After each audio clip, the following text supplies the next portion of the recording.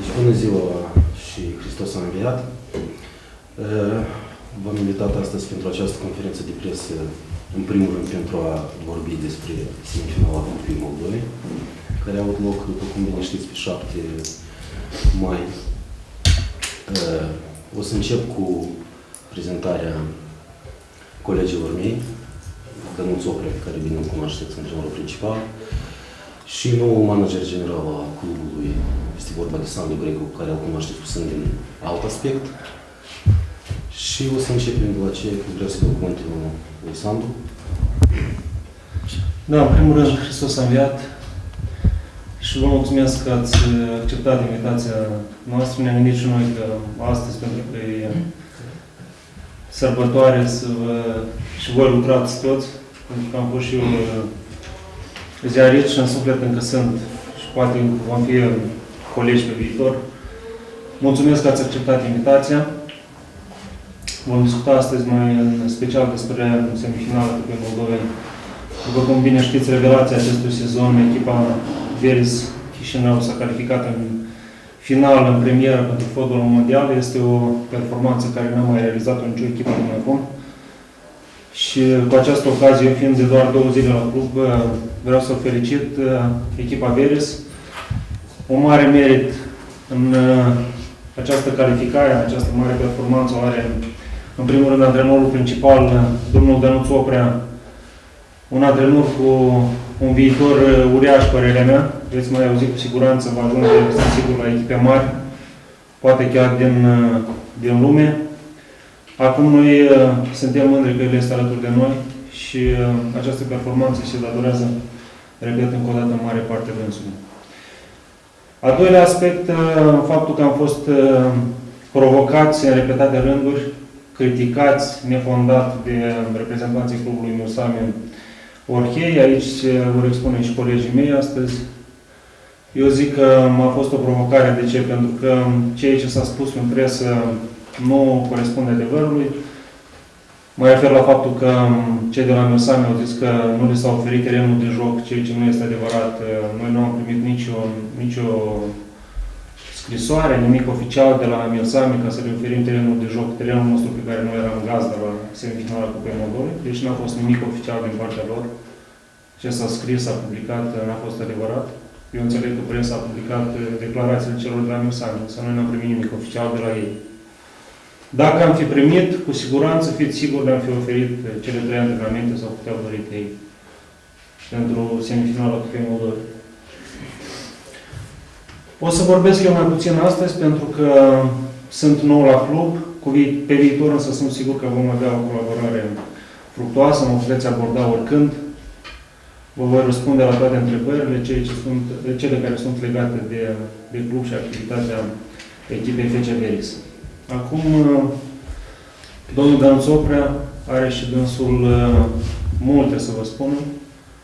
Cu siguranță vom răspunde și la întrebări, puțin mai târziu, dar... Da, în primul rând, Hristos a înviat și sunt bucuros că echipa a reușit în această perioadă un parcurs destul de bun, dar în același timp sunt mâhnit de modul cum văd unii fotbalul Moldova. Încă de la tragerea la sorți și domnul Vitale știe cum s-a întâmplat, s-a hotărât sau a picat ca noi să fim organizatorii acestei semifinale.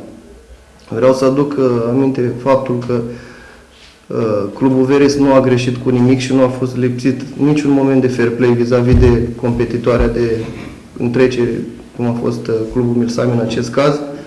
Din contră, Clubul Veris și-a urmărit interesul și atât timp cât la Stăuceni încă tribunele nu sunt în posibilitatea de a primi spectatori în condiții normale și atât timp cât noi în Liga a doua ne-am desfășurat activitatea numai și numai pe teren sintetic, am considerat, conform regulamentului în vigoare, că putem juca acest meci pe terenul de la Buicani.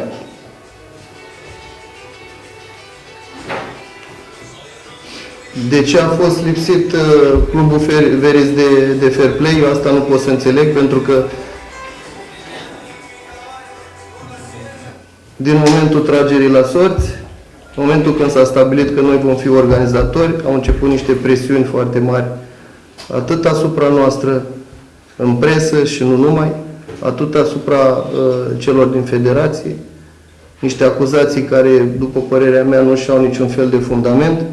Noi am hotărât să facem în așa fel încât să ne fie nouă bine și să fructificăm șansa pe care am avut-o, care la un anumit moment vă dați seama că nu ne-a acordat aproape nimeni. De ce se umbresc performanțele acestei echipe, acestor jucători care majoritatea sunt jucători tineri, majoritatea sunt, cu o excepție sau două, sunt jucători moldoveni, sunt jucători care au ceva perspectivă și sunt jucători care muncesc zi de zi și care de momentul calificării după meciul de la Bălți au participat la 2 cantonamente de pregătire în condiții foarte grele, în condițiile de iarnă, după care au participat la turneul din Turcia, la fel, unde s-au sacrificat și au stat 2 săptămâni în Turcia și au muncit la fel pe brânci.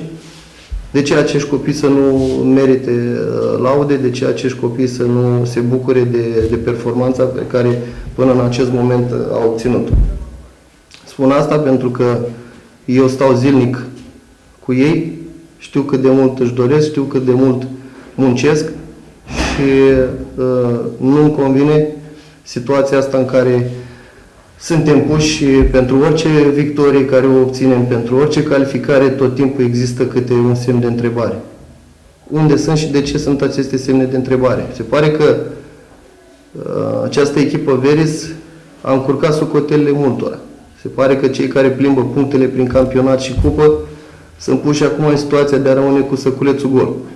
Noi atragem atenția și vă spunem și am declarat și când am venit din Turcia, atâta timp cât suntem în posibilitatea de a juca această finală, atâta timp cât am demonstrat că echipa poate să alerge, să lupte, să se bată pentru fiecare bucățică de teren, vom lupta și în finală. Și eu sunt foarte bucuros că suntem puși în situația asta. Noi, ca și staff administrativ, ca și staff tehnic, și mă bucur enorm de mult pentru acești copii care, chiar din primul an fotbalistic al lor, mai serios, vedeți și dumneavoastră, au posibilitatea de a juca o finală de Cupă a Moldovei, care nu este, zic eu, o performanță de neglijat. Tot la fel, vreau să vă, așa cum domnul Sandu v-a spus mai devreme, în momentul în care noi am stabilit că vom juca pe Buiucani, mi se părea normal că decât să apară în presă, pe site-uri și așa mai departe, că jucătorii de la Veres nu sunt lăsați de clubul de la Mirsami, nu sunt lăsați de clubul Veres să se antreneze pe terenul de joc, aș vrea să le aduc aminte celor care fac aceste acuzații, pentru opinia publică, ca să știe, că nu au făcut niciun demers oficial, așa cum se face în lumea modernă fotbalistică, vis-a-vis de acest lucru. Dacă tu vii să joci la mine acasă, mi se pare normal să vii să încerci voi. Printr-o scrisoare oficială, printr-o, știu eu, o convorbire. Această convorbire sau această scrisoare oficială n-a apărut. Aș pune întrebarea celor de la Milsami și celor care îi susțin. În cazul în care s-ar fi jucat la Orhei și ar fi fost gazde, mi-ar fi pus mie la dispoziție o săptămână terenul să mă antrenez acolo? Și să-mi răspundă corect, dacă vor, la această întrebare. Deci, eu consider că aceste frecușuri care apar în presă, la care noi n-am răspuns, pentru că politica clubului nu este de a sta prin presă, de a participa la aceste scandaluri, eu nu sunt de acord cu treaba asta. Politica noastră este de a atrage atenția asupra clubului prin anumite rezultate, pe care le obținem sau nu. Pentru că în fotbal știți și dumneavoastră că nimic nu este absolut și nu poți să știi mâine astăzi ce se poate întâmpla mâine. Dar noi am încercat să evităm aceste conflicte, să evităm să răspundem la provocări. Am încercat să atragem atenția prin muncă, prin anumite rezultate, prin faptul că avem, și mă mândresc cu asta, jucători care cochetează, jucători tineri care cochetează cu loturile naționale, un Cărlan la Under 19 care a și marcat pentru Moldova, un Milinceanu la Under 21 care la fel a marcat pentru Moldova, Matei, Șvedu, deci sunt câțiva jucători care promit. Și nu îi se pare normal ca această performanță acestor copii, pentru că dacă stăm bine și ne gândim, discutăm acum, trecem de la una la alta, vis-a-vis de cel arbitraj. Eu am hotărât și am spus, Clubul Veris nu va ataca niciodată, sau eu cel puțin nu voi discuta despre arbitraj, pentru că este problema mea. Sunt anumite jocuri la care nici nu mă interesează, nici nu întreb cine mă arbitrează. Pentru că noi suntem plătiți fiecare să ne facem meseria lui. Arbitrul să arbitreze, antrenorii să antreneze, jucătorii să joace fotbal și așa mai departe. Dar se pare că inversăm rolurile. În loc să avem grijă de echipele noastre, începem să vorbim de arbitraje. Cine a oprit până la urmă Bălțul să marcheze din penalti și să se califice? Arbitru? Cine a oprit Milsami la loviturile de departajare să marcheze și să se califice? Arbitru? Nu. Atunci haideți să vedem fiecare problemele care într-adevăr le avem și să lăsăm aceste, zic eu, mici contre și mici frecușuri care nu cred că vor aduce niciodată progres fotbalului. Îmi place să vorbesc despre acești băieți care, dacă vă uitați puțin, am avut în teren jucători de 95, am avut jucători de 93, de 92, de 91, deci cu excepția a 3-4 jucători, Diaconu, Romaniuc, Frunză, majoritatea jucătorilor sunt până în 23, 22, 23 de ani. Pentru noi este un lucru îmbucurător că acești copii cresc și ei nu pot să crească decât prin aceste jocuri care sunt foarte importante. Mulțumim echipelor care au jucat împotriva noastră, echipe experimentate, echipe cu tradiție, echipe care au foarte multe jocuri în cupele europene și aceste jocuri pe noi, care au fost pe noi, ne-au ajutat foarte mult pentru că ușor, ușor copiii aceștia vor prinde încredere și vor crește valoric de la zi la zi.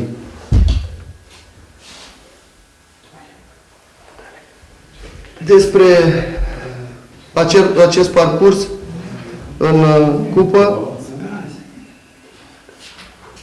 despre acest parcurs în cupă se pot spune foarte multe. Pentru noi cupa nu a fost un obiectiv la momentul când am început colaborarea cu Clubul Veris. Singurul obiectiv la acel moment a fost promovarea în primul eșalon valoric. Știți și dumneavoastră că, din nou, ajung la munca care au depus-o acești copii. Echipa a avut un parcurs foarte bun în campionat până în acest moment și are 78 de goluri marcate, doar 2 primite. Zic eu, un parcurs foarte bun pentru o echipă care s-a format cât de curând. Am preferat să nu trecem peste etape și să parcurgem acest campionat al Diviziei A, tocmai pentru a câștiga experiență și a crește valoric, pentru că jocurile și victoriile aduc victorii. Pe parcurs, după ce am jucat prima etapă cu Sângereiu, a apărut, așa să spunem, o provocarea Bălți. Un meci pe care noi la vremea respectivă l-am considerat foarte important, tot prin prisma acestui fapt că acești jucători au nevoie de jocuri puternice pentru a crește. Am reușit calificarea la ei acasă după 120 de minute de joc și după penalti, după care, în perioada de întrerupere din iarnă, am hotărât și am căzut de acord să facem tot ce ne stă în putere pentru a încerca calificarea în fața echipei Dacia. Știm că este fosta campioană, era vicecampioană, o echipă cu multe jocuri, dar uitați-vă și dumneavoastră că am avut o perioadă de pregătire foarte bună. Când am venit din Turcia, atunci, la fel, a fost o conferință de presă în care v-am spus că am fost foarte mulțumit de toți jucătorii care am avut acolo și am definitivat lotul pentru retur. Și Dumnezeu și poate dăruirea și ambiția acestor copii ne-a ajutat să ajungem în situația asta plăcută de astăzi. Încă o dată vreau să punctez faptul că În ciuda a tot ceea ce s-a vehiculat prin presă, în ciuda a tuturor acuzațiilor care ne-au fost aduse, vreau să atrag atenția că Clubul Veris, eu personal și cei care mă înconjoară, respectăm, și când spun asta chiar este adevărat, respectăm fiecare participant la competiție, respectăm echipele mari, respectăm echipele cu tradiții și rugăm sau cerem și din partea celorlalți respect, pentru că ăsta este cel mai important, ca noi să putem să ne desfășurăm activitatea și fotbalul să poată să progreseze în fiecare zi. Vă mulțumesc, dacă aveți întrebări. Și acum, în ceea ce privește, ca să terminăm cu ceea ce privește această semifinală de ciucă, aș vrea să vorbesc puțin despre aspectul legal. Deci, nu vreau să dublez ceea ce au spus colegii mei, dar regulamentul Cupei Moldovei este unul pentru toți.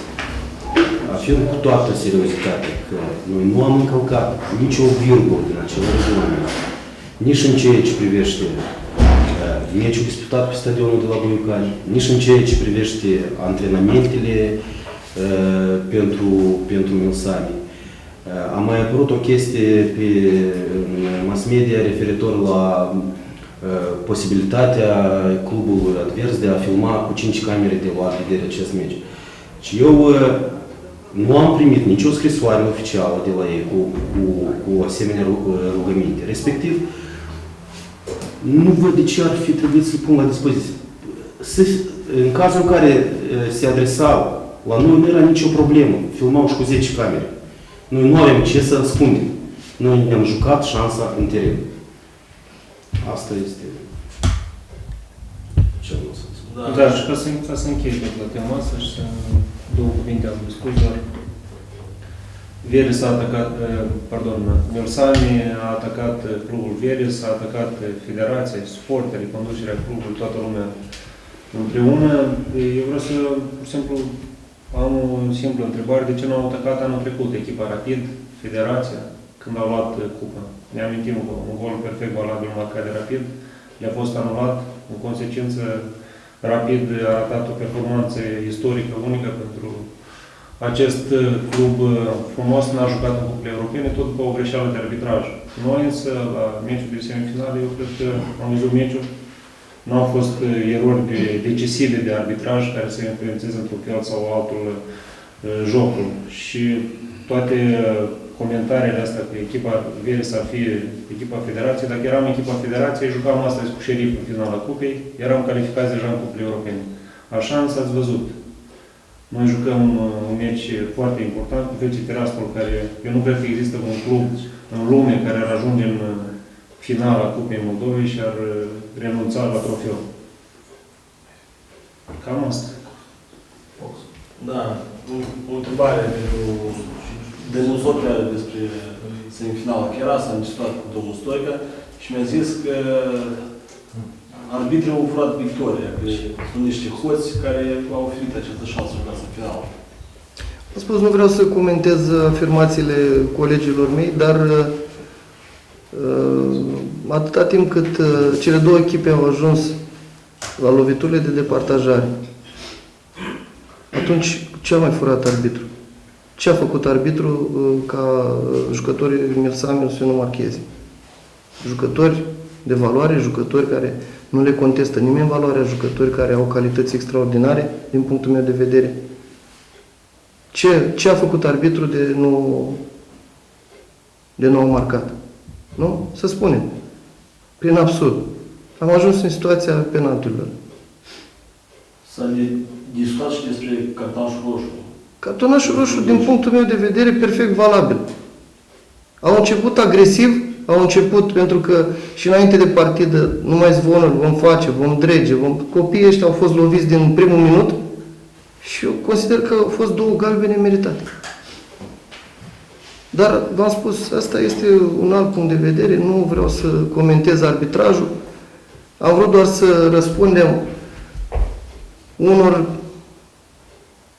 spun eu, speculații nefondate și unor acuzații asupra clubului Veres care nu și-au niciun fel de fundament. Pur și simplu. În continuare, politica clubului va fi de a merge numai sau majoritatea jucătorilor să fie moldoveni, jucători care să fie câștigați pentru echipele naționale. Da? Am fost puși în situația, Milsami a avut 7 stranieri. Cine i-a oprit să câștige? 7 legionieri. Cine i-a oprit să câștige? Nu? Eu asta am vrut, practic. Și în continuare, politica clubului pe asta va merge. Să muncim mai mult, să creștem jucătorii ăștia care îi avem în curte, să le dăm încredere pentru viitor și cât se poate să-i câștigăm pentru echipele naționale. În rest, fiecare este liber să spună ce vrea. Gura lumii slobodă, niciodată nu poți să-i oprești. Vom răspunde la ceea ce apare numai în momentul în care vom considera, deci nu ne vom arunca una, două la orice afirmație, să venim să răspundem cu... Suntem oameni maturi, suntem oameni care, spun eu, vrem să facem o treabă bună și nu vrem să stăm toată ziua numai prin ziare și numai prin televiziuni și să ne bălăcărim, pentru că nu este cazul. Nu avem de ce. Fiecare are opinie. Dacă asta este opinia dânșilor, eu atât îi rog foarte mult să elimine din combinație Clubul Veres. Pentru că, așa cum a spus Sandu, au fost momente când și arbitrii au greșit în favoarea lor și atunci n-au mai strigat cuvinte obscene la adresa noastră, la adresa federației și așa mai departe. Și părerea mea că să ne respectăm, domnul Stoica, nu al acuzat de nimic, din contră, este un antrenor cu experiență, este un antrenor bun al nostru. Dacă asta e părerea dânsului, eu nu am nimic de obiectat. În schimb, eu, din punctul meu de vedere, eu spun că a fost un meci echilibrat, o victorie obținută prin muncă de acești copii și eu încă o dată pe această care vreau să-i felicit și la fel să spun că e cu atât mai mare victoria cu cât am obținut-o împotriva unei formații mature, împotriva unei formații cu jucători cu calități excepționale. Și pe mine mă bucură foarte mult că aceste calificări sau acest acces al nostru în finala competiției a fost obținut în urma a 3 victorii împotriva a 3 echipe mature și bune ale campionatului moldovenesc, care au multă experiență, care au jucat în cupele europene și gândiți-vă și dacă cineva vrea să conteste accesul nostru în finală, să se uite că echipa Veres nu a primit gol în cupă. Împotriva faptului că a jucat cu aceste echipe, nu a primit niciun gol în cele 3 jocuri. Alexandru, să te întreb și eu, știm că managerii din România mai fac spectacol și domnul Daniel Stanciu sau Mihai Stoica, care va fi strategia ta ca manager? Nu vei repeta ce fac ei greșelile lor. Sau te vei baza pe ceva european, cum se întâmplă în Anglia, în care managerii practic nu sunt văzuți? Nu, noi vom avea o colaborare strânsă. Practic voi fi omul care va face legătura între presă și club. În dependență de caz, de la caz la caz. Dacă va trebui, veți vrea spectacol, vom face și spectacol. Rolul meu este să-mi promovez echipa. Voi deja vă alegeți singuri. Eu vin din presă, știu ce vrea presa. Presa vrea sânge. Dacă vreți sânge, vă dăm sânge. Nu, dacă serios, atunci la Veres se lucrează 100% profesionist. Dacă nu era așa, nici nu veneam aici. Pentru că eu am mai avut o ofertă de la un club din Divizia Națională, însă am preferat să merg la Veres pentru că cunosc oamenii de aici, cunosc oamenii cu care colaborează clubul, așa cum este domnul Ion Carp. Îl cunosc pe patron foarte bine, e un patron deosebit care iubește cu adevărat fotbal, merge nu doar la meciurile echipei sale, merge și la alte meciuri. Și asta spune multe. De asta am venit aici, am venit să facem treabă, să progresăm în continuare și să ajungem, de ce nu, cel mai mare club din Moldova. Nu pot să nu te întreb, după experiența Beşiktaş, n-ai așa o teamă că din nou e un proiect de scurtă durată sau aici ești sigur pe ceva solid care va merge mult timp? Nu, păi Real Madrid a luat bătaia acum de la Dortmund. Barcelona i-a bătut Bayern München, să nu mai iasă să joace fotbal. Că i-a bătut Bayern München cu 7-0. Să încheie cu fotbalul. Dacă te temi de lupi, nu mergi în pădure, era o zicătoare. În fotbal permanent există provocări și aceste provocări trebuie, ca să câștigi, trebuie să riști. Dacă nu pleci pe un drum, n-ai cum să ajungi la capătul lui. Și apropo de toată această discuție sintetic,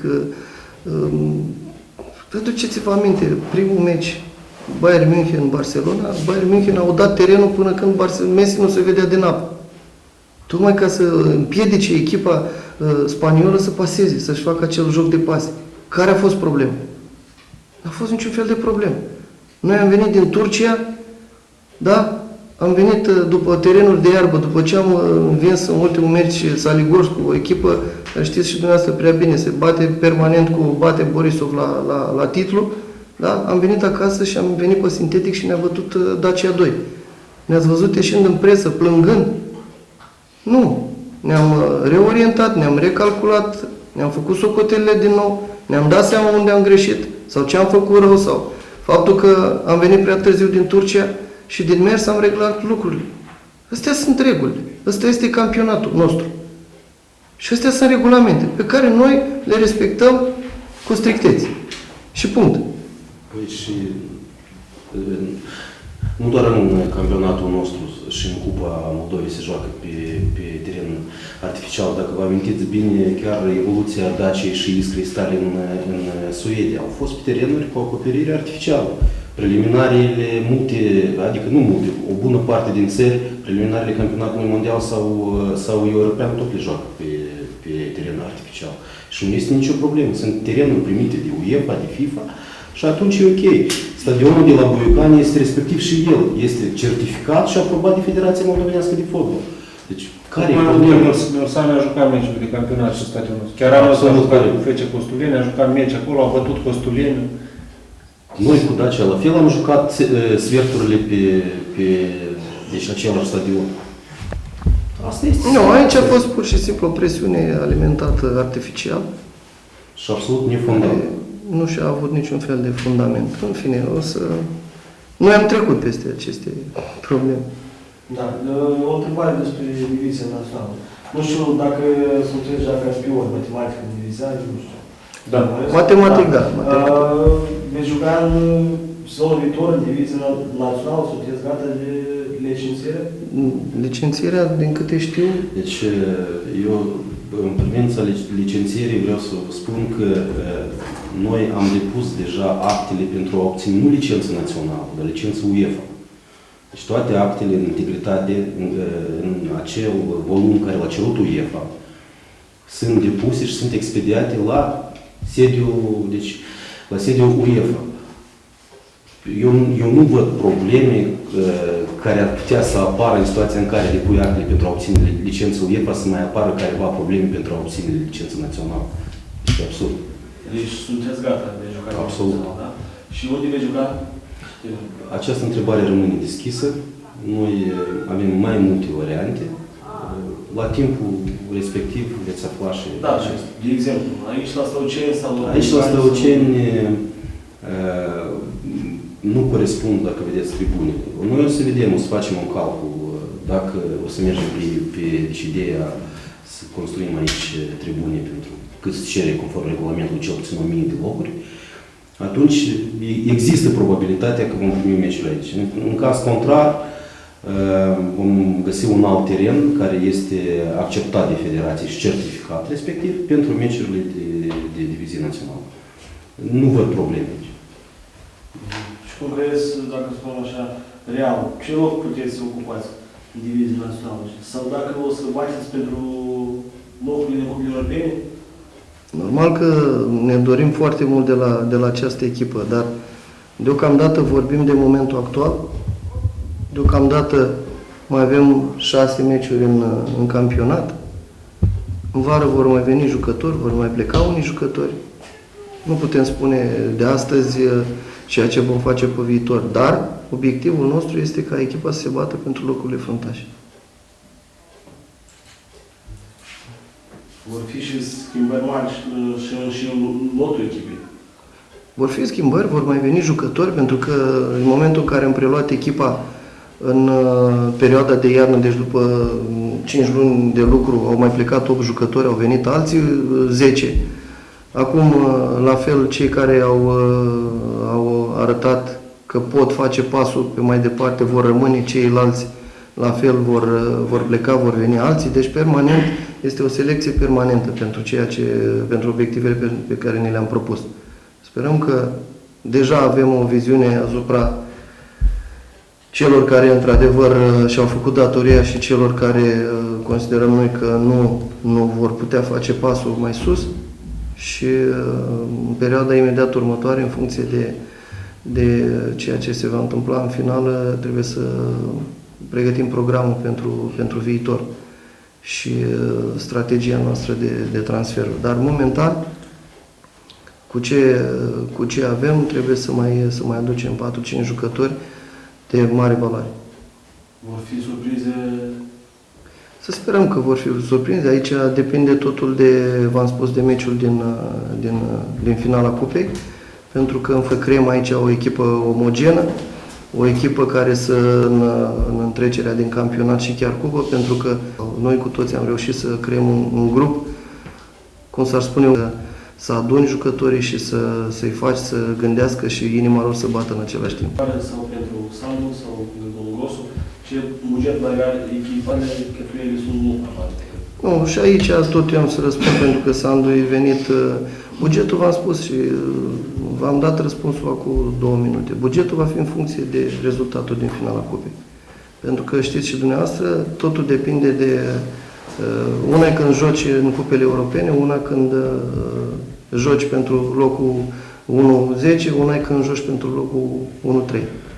Dar după meciul din cupă, eu zic că se va lua o hotărâre și va fi stabilit bugetul pentru 9 ani. Și dumneavoastră oricum veți rămâne la echipă. Nu știu. Depinde tot de finalul cupei. Nu. Noi ne dorim să continuăm această colaborare. Nici nu s-a pus problema. Nu contează rezultatul. Ne dorim foarte mult să facem o figură frumoasă în finala cupei și dacă se poate să o câștigăm. Nu am spus că suntem echipa cea mai bună. Nu am spus că o să câștigăm tot. Nu. Suntem o echipă în creștere. Suntem o echipă care acum încearcă să devină un brand. Și știți că acesta nu se face decât prin foarte, foarte multă muncă și foarte multă răbdare. Acum, dacă o să aibă o ofertă de la Real Madrid, normal că nu o să putem să-l ținem. Nu o să pune problema, nu ajungem la... Nu, suntem o echipă care crește în fiecare zi. Și noi, antrenorii și echipă. Cu răbdare putem face multe lucruri bune. Dar asta numai în timp și pas cu pas.